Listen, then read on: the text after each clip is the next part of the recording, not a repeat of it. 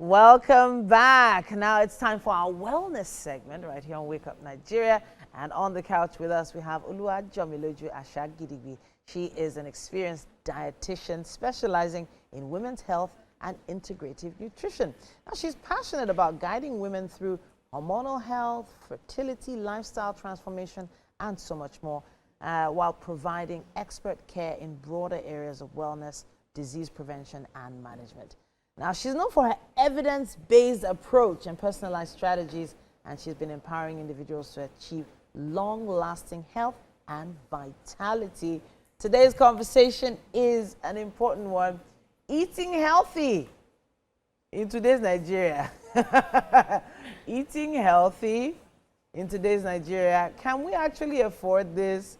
How much are we spending on healthy eating? That's the scope of our conversation. Welcome back to the show. Thank you. It's nice to be back.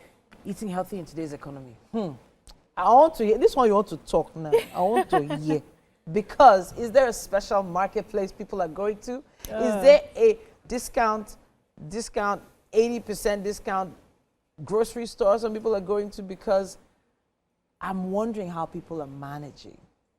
Yeah. And it just makes you wonder if it's actually possible to focus on healthy eating or just eating at all. Talk to us. Okay, thank you. So it's very possible to eat healthy in today's economy. And I say that because I believe that when people hear eat healthy, they believe you have to go buy some pricey food, or pricey food stuff in a supermarket somewhere. They try to want to make it aesthetically pleasing, like what they see online. Sure. And I believe that's the problem. Stuff. Yeah, they want to do all the colorful stuff, which is not bad. Yes, we can do that, but we have to be realistic also. It's important for us to know that what we have locally, what we have in our cultures, different cultures, are also great sources of food, and they can be easily accessible and can also encourage us to eat healthy in today's economy. Okay. Yes. So now, what we see online are very colorful, like what we have on screen now, like such a nice balanced diet: the greens, the reds, the orange, the fruit. Look at the chia seeds. And then we now switch to this, which is efforiro and a lot of obstacles, right? How do you create that balanced feel in your everyday life? So if I go to a restaurant or I'm invited to an event and there's maybe a buffet, I head straight for the fresh vegetables, because I know it's not something I can get all the time at home without going through a long process. So let's sort of give our viewers an idea of a very balanced meal they can do every other day. Okay. So for example, you're trying to have breakfast and you're thinking, what can I have for breakfast? You can do yam. Okay. Yam. Our staple foods are good. You just need to know the right portions to use. Yam, you can do eggs, a few tomatoes, peppers somewhere in there, cabbages, so greens. You can add cabbage to that. Just, put that all together, let it saute in the pan, and you have your meal. Okay. Right? It could even be pap, as simple as pap and moi moi with fish, with a side of steamed vegetables. You don't have to go buy an expensive vegetable, lettuce, broccoli, and then you're doing all that serere is what I would call it. Yeah. You can use your locally sourced foods, especially foods that are in season. I think that's where you get the best of our foods. True. Foods that are in season, they are more nutritious, they are more available, they are cheaper. So just making smart, intentional choices is what I would say is best. Yeah. So now I want to go to our local vegetables now. The first things that come off top of my head is ugu. Yeah. Then like tete, shoko, the spinaches, the local spinaches that you have in the market. Then you also have like your ewedu. These are all vegetables. However, we've been told by quite a few, nutritional experts that the way they're processed isn't very ideal. So how do we process these vegetables such that it maintains its nutritional value? Okay, so what I understand you saying is you've heard that you need to blanch your vegetables. Yeah.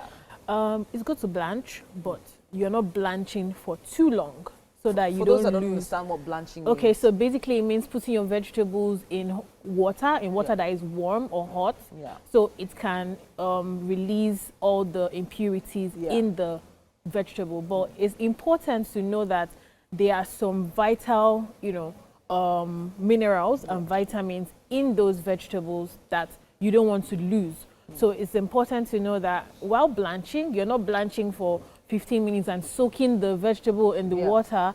You're just pouring the water on the vegetable, let it do the blanching process for about, say, 5 minutes is okay. And after it's done that, you sift your vegetable and then you can go ahead and cook. And you're not cooking till the vegetable is super soft. Let it still be a little bit crunchy. Let it still be a little bit available naturally for you to be able to get the value of that food.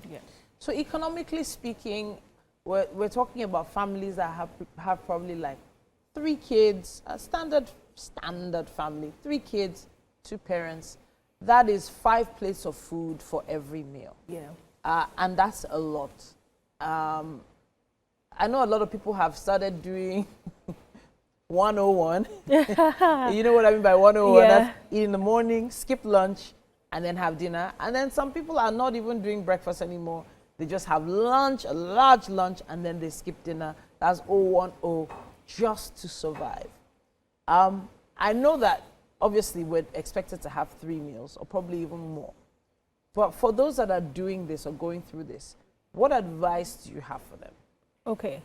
One major advice that I would give is planning. You can't do anything without planning. If you don't plan, you wouldn't know what you need to do next.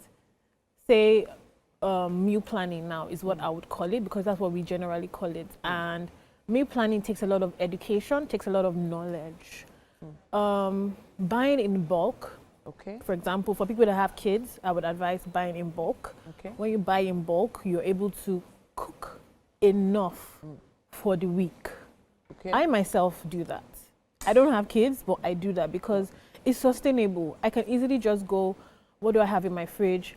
Pack something and take to work. I don't need to think, oh, when I get to work, I have to be thinking of what to eat. Eventually, you're going to make a decision whereby maybe you're ordering something that is not even healthy, first of all, or you're spending more than you need to spend on food. Because to order something is so expensive these days. Right now. With delivery fees, and all of that. So planning is one of the most important things that you can do for yourself. And for people that maybe struggle with eating breakfast and all of that, I believe and I would advise, based on your work schedule, based on the busiest days or the busiest moments in the day for you, be it morning, afternoon, evening, those are the times you should choose to eat, your bulkier foods. For example, if you're busier in the afternoon, lunch is best to be more. Right? So breakfast can be light. Because you need energy. We need energy, and food gives us the energy to be able to do all the work we need to do in the day.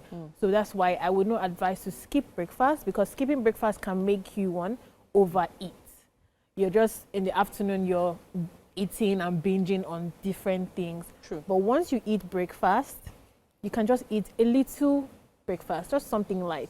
In the afternoon, you're eating the bulk of your meal because you have work to do that would help you expend what you've consumed. And then later in the evening, something light too. You don't have to eat anything too bulky. So for people like us that have had a breakfast of coffee for many years, don't be like me. Don't be like me. Eat your breakfast.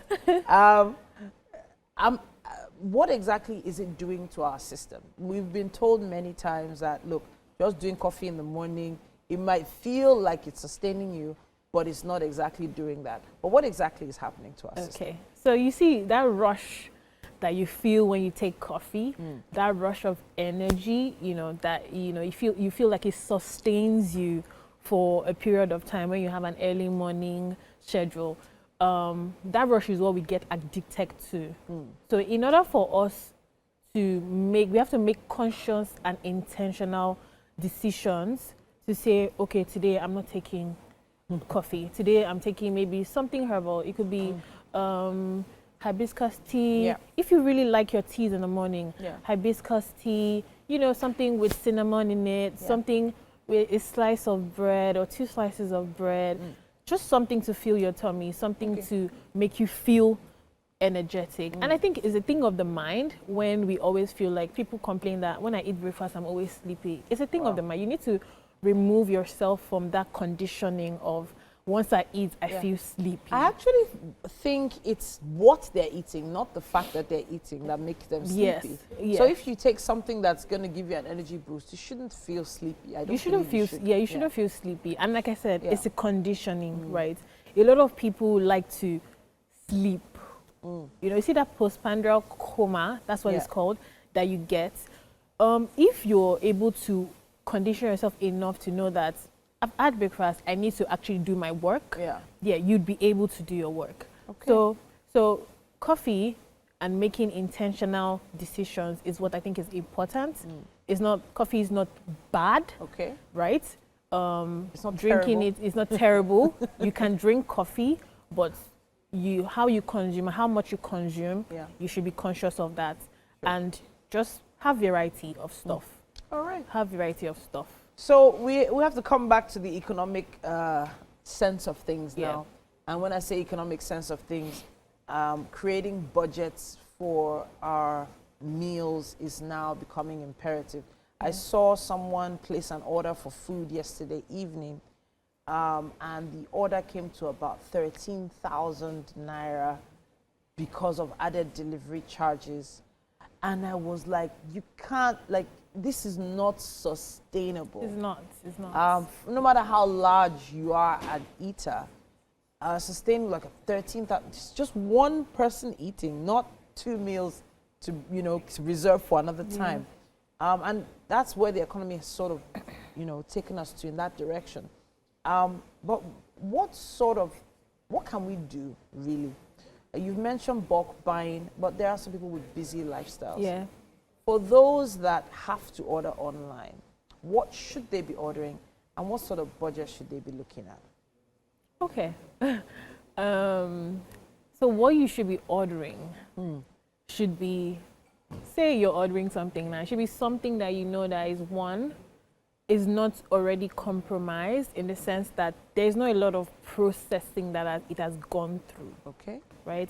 I wouldn't exactly advise ordering food. Of course. I would always preach, make sure that you are the one making your food from home.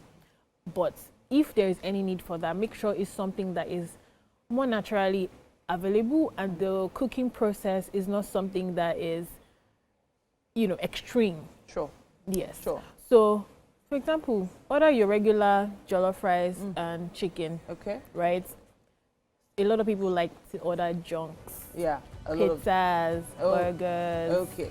So if that is your go-to, that's where there's danger. That's where there's danger. So you can order your regular staples, yam and eggs. Yeah. You know, all of that, rice and stew, But all those ultra-fried processed foods for lunch? Yes. It's a no-no. Yes. All right, then I have to say thank you so much for joining us again this week. It's great to be here. Next week, I believe. Yes, we are. All right, then, fantastic. All right. That's Oluwajomiloju Ajagidigbi. They are nutritional expert on wellness this week. If you have questions, please ask them online. Use our hashtag WakeUpNigeria on TVC, and let's see how we can help. We have to take a quick break now. We'll be back after this.